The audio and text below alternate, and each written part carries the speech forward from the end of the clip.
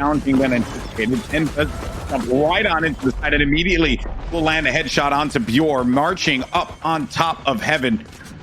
Asuna right in front of him. The dark cover protecting Asuna for a moment here, but I like that TenZ. Sends a few shots through. If you get something out of it, that'll be wonderful. If not, no biggie. And you still have all these players for Immortals, right? They're weak. A weak Omen, a weak Brimstone. Brimstone finally cleaned up by Relyks. It's gonna make this retake very challenging, or made the retake very challenging. And that will do it. So, look at that. He had gathered. But now we're back to a full buy here for Immortals. And oh, Vikes, he ran straight into the orbital strike and then straight back out to the Phantom of Bjor.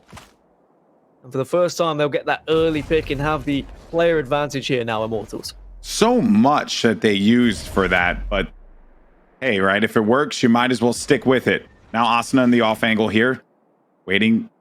If Relyks does poke this, we'll get traded out immediately. Oh, he got knowledge, and he can't get away from it quickly enough. Unfortunately, while you do move fast in that intangible state, not fast enough. Shinobi will be split up from his teammates, though, as KOLER does get the kill onto TenZ. They know exactly where they're going to be located. Shinobi, one shot with the Hunter's Fury. Doesn't locate a second kill as the two players are tucked away by the defender side. And he will get tagged out, and he's going to get bolted.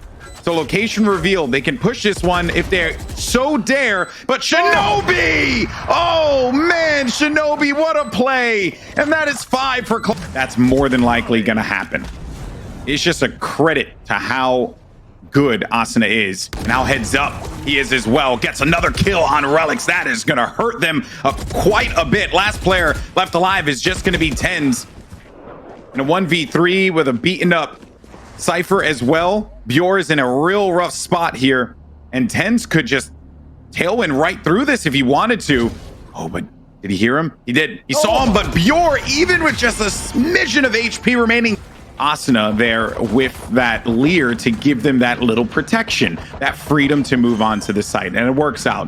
So they'll get that. They'll get on this one, and they'll place that spike down instantly. They have protection over on A main too, so be on the lookout for that. No one will be visiting the Omen there on main, but that's fine. I think he's going to be more than okay with that one. There's 4 players stacked up, one inside of trees. It's TenZ. They know that it's TenZ because these smokes have gone out. Tailwind is out, but it isn't going to be that long before he's picked off. And we're looking at a camera view of a player that was just playing it real safe.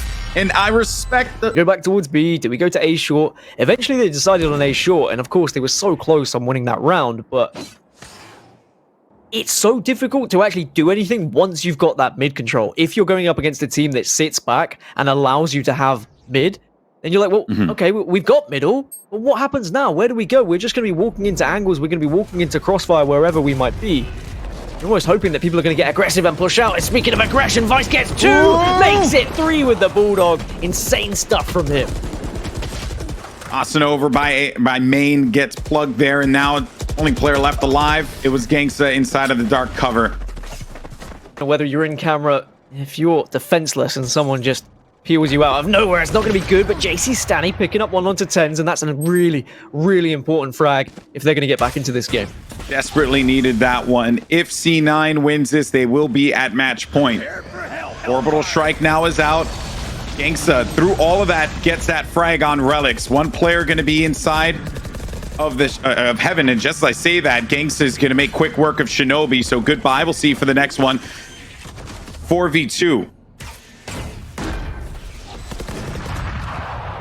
4 versus 2 when you've got an AWP is always going to be difficult, and that's why Mitch, straight out of dodge, probably would have a little bit of a think if Vice was able to pick up one about now, but Vice also opting to save 2, so it's going to be 11-9. And he is able to save another op, so at least they're going to have the double op still and don't have to commit too much financially to be able to ensure that they can go for the double op setup. That's the only thing that worries me about having 2 ops, right? Is the retake capabilities is very difficult. Being able to just slowly peek around those angles, especially when you don't have your jet alive, who can just dash in and dash away and get those trades. But a 9th on the board for Immortals. Immortals. So strong, though. It is so strong. So powerful. Just playing all the way back on site. And look at, as well, the Cypher, right? They're just waiting for them to get aggressive, waiting for them to push. Asuna has done well to get onto site, but Mitch is there to defend. He gets one through the wall, and here comes TenZ and Vice. The spike goes down, and it's all going Pete Tong. 13-9 to C9. Even then, everyone contributed and played their role to a T. I'm not too worried about them here, but the action is going to continue to unfold now. TenZ, the slow, calm shots of the Ghost is going to locate all those bullets onto KOLER. Oh. And while that was going on, Asuna said, hello, I'm going to be inside of the B site here. Look out, though. jcStani is not aware that shinobi is there looking at him, and the spike is down. But Asuna goes in for the challenge. shinobi looking to win this one out here. Can do so with a clean shot, but does not get the kill. Now it's a 1v1. And what a strange round that was. But Vice, a headshot classic from distance had. Oh, KOLER's going to get in there. He has no choice but to move. Does get the indication he's going to be there. Connects with one against Mitch. Looks for two and gets two. Headshots for KOLER. And he was on the reload. Oh, no. Oh, TenZ. He took out the classic. And then TenZ gets two because he used the showstopper right at the nick of time. Unfortunately for shinobi, that just leaves him all by himself. And the attackers. There goes the smoke now. Stall with that nade to prevent some movement here. Trying to get up on top. That rocket will be good. Now it's a rival showstopper here. No one's going to be around. They're going to back away. Nope, we are okay. I do not want to have to deal with that one. But it pushes everyone back. Oh, no. Why? Why? He thought he had the angle. He thought he'd be able to shoot into heaven there. I mean, I kind of wish he would have killed himself there because it would have been way funnier, but he's still alive. Really? Because I find the fact that he's down to 46 HP to be even funnier. He's just shot a rocket right He's kind of a wet noodle now at this point. He's just useless and gets shot in the face. Oh, Vice gets the 3K to wrap the round up. And, well, Cloud9, they heard the showstopper and they all went, yep, everyone just back away. Just allow him to shoot himself with that rocket, and yes, then we'll push it. I do want to kind of drift away from that because this team, they swapped out, I think, Vice for Poach at the at T1, and then that was it. And since then, they've been playing together consistently and have had some decent results. Well, another pistol round and another classic right click, but KOLER gets the opener. Relyks will respond, and here comes Vice to chime in with one of his own. And the spike is going to go down, and it's going to be a 3 versus 4 retake. They'll have to slice through that wall too. They want to get over to that spike. jcStani is really paranoid about what could be coming out through that shower. And his paranoia certainly paid off for Vice, but it was not unfounded. Austin is checking his corners, though, has his teammates has Bjor's back, and he has his in turn. Asuna, though, what a great shot from him, and there you have it. I mean, just a big block off Genghsta's point of view here in a few moments. I would be shocked if that was the case. And TenZ actually gets on through. KOLER kills Vice as he comes out of the shower area, and now TenZ is going to be inside of lamps with the judge. They get the short plant. They got this thing locked down, and TenZ has the flank covered. But the problem is the guns are just a little bit stronger for Immortals. And they would have seen him pushing into lamps as well, so I don't think they will try and go the short way. Instead, they go the long route round. The orbital strike will be there for Relyks. He's not going to be able to get into a position to get a post-plant molly, though, so I don't think this is going to be a victory, but he can do a little bit of damage to the economy. I mean, there is possibilities for so much post-plant Molotovs from Brimstone, and we don't see too much of them at this level.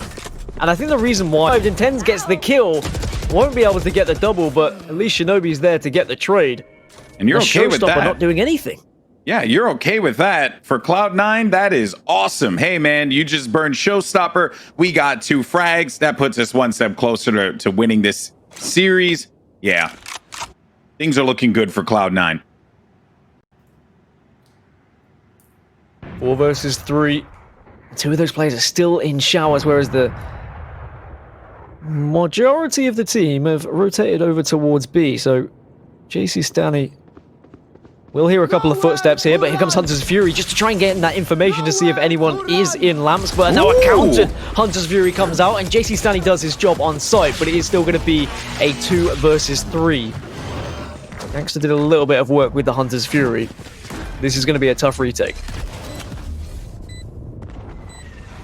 Relyks is going to be very weak, but does have Orbital Strike. Vice is waiting on short.